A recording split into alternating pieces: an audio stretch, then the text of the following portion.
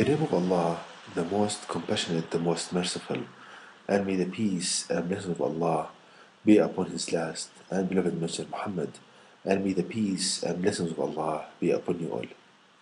The title of this presentation is The Mercy of Allah God in the Creation of the Spider.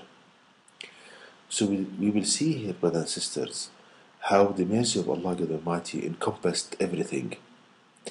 So to start, when Allah God Almighty wanted to create the spider, the mercy requires that the spider should be able to sense the location of the food at any location on his web, to make it easy for the spider to get his food and to make it kind of easy on him.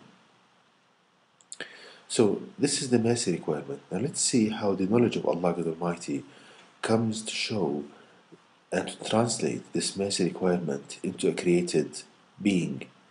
So the knowledge of Allah God comes to show this mercy requirement in that Allah designed the legs of the spider as we see here. So Allah designed the legs of the spider that they point at every location, direction in the web.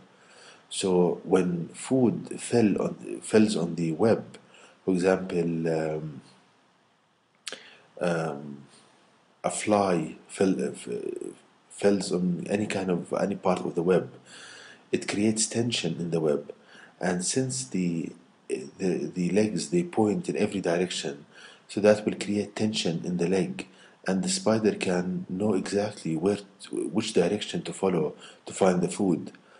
So we see, glory be to Allah God Almighty, how His knowledge comes to show this mercy requirement. And we see how the mercy of Allah God Almighty encompassed everything, including the spider. So I summarize this point here, such that the legs of the spider point to every location on the web, such that any tension that develops in the web leads to a tension in the leg of the spider, and thus the spider can sense the direction of the food and goes to it directly. And for example, if the legs of the spider were different to the design we just discussed, then there would be so much hardship for the spider in sensing the direction of the food on its web. So again, glory be to Allah God Almighty. And when you understand Allah God and His qualities, then you love Him and you worship Him based on knowledge. And there's a huge difference in worshipping Allah God Almighty on ignorance and on knowledge.